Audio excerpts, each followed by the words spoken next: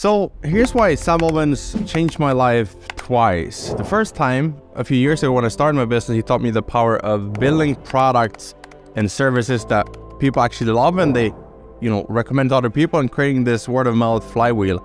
And then the second time was last week when he uploaded a video, something of going all in. So I want to talk about these things because there's principles and lessons that you can apply in any business you have, whether you're building funnels for yourself or if you're building your own business, selling your own services, products, consulting, events, software, all these things. One of the things he uploaded in the video is like this visual, this graphic of like, when you try to do 10 different things, you sort of grow a little bit to all pieces, but then you're being pulled back into the circle, to the middle, because you're trying to go both directions. You can't. You'll literally just stay stuck in the middle.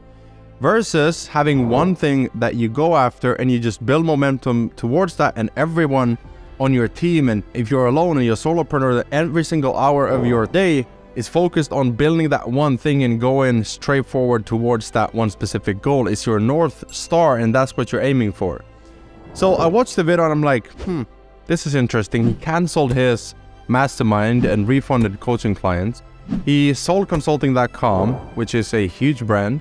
And then he also canceled his podcast, which he only had 3 episodes, and had this like vision and promise to other people like, hey, we're going to do this and here's the plan. And one of the things with entrepreneurs is this mind game of, hey, I said we're going to do this, so now I can't really change and pivot. But sometimes when you have like new data sets and new data points, you got to make new decisions based on those, right? Like, you got to realign, refocus, and then go full in, all in on that specific business and make that decision, go that direction. So for me, I noticed that I was in a little bit of a similar space. I can't complain. I have a funnel agency, I have a coaching business, I have a course business, we just literally right now updated the certification program. I have a marketplace for that, FFD course. And so we have like all these micro brands within that. But I noticed that I'm a little bit scattered in terms of focus, and that could be growing pains. That could be, sort of a sprint to build out the team and sort of step out of that role, which I'm doing right now. And there's a learning curve, there's a transition period for sure. But one of the things that I learned from him was when he would build this software, it's called Skool.com. It's a community/course platform with gamification. So it's new, it's different, and people like it.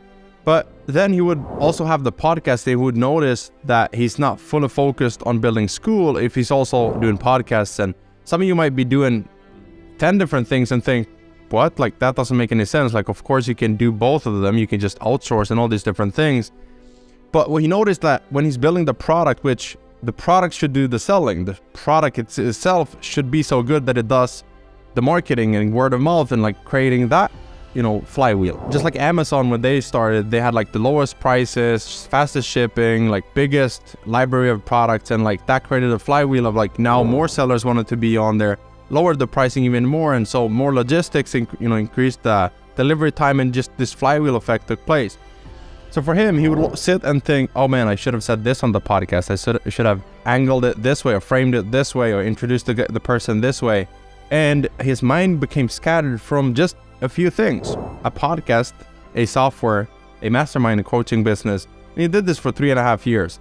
So some of you, I'm sure you might be thinking, well, you can do it even if it's hard, just like do it and like hire people and like do these things. And if you haven't had a 36 million or whatever his business has done, like if you haven't had that size of a business, you can't be in a place like that. But also, I think it's more important to realize what type of personality you have or you are.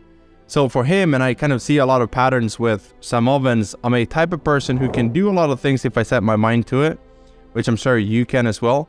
But then if there's too many different things, my mind is sort of starting to react to things instead of proactively create.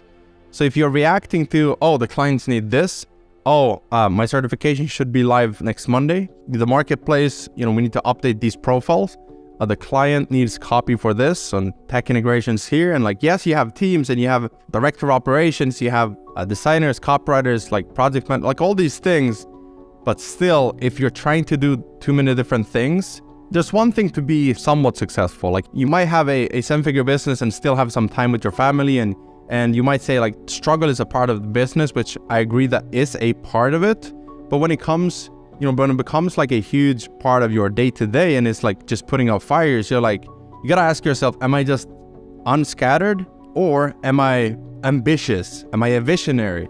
Right? Because sometimes you say, oh, you know, it comes with the territory. When you're an entrepreneur, like you put out fires is what you do, but not necessarily. Not if you focus on the one thing that's going to get you to where you want to be in 10 years from now. And then you say everything else has to go.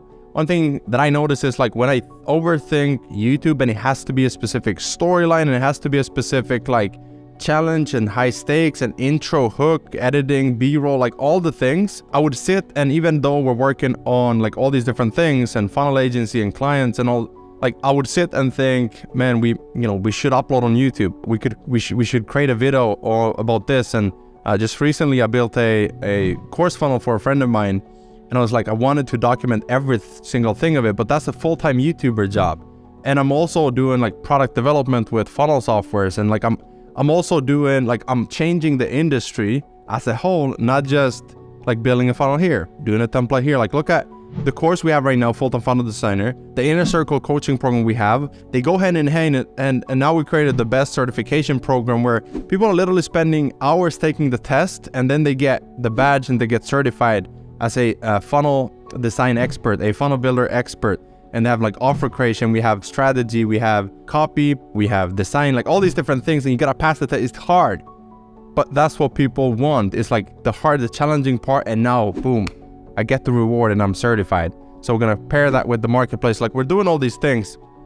And so I guess the lesson in this is Sam Ovens changed my life twice. Number one, build something that's great, that grows on its own. You know, you don't see me doing a lot of marketing and pitches and webinars and like all these things, is because I'm just helping people and then they see the value. And like, I think selling has changed in that sense, where they now just kind of want your services when they trust you and they like you and they're like, okay, I want to learn from this person.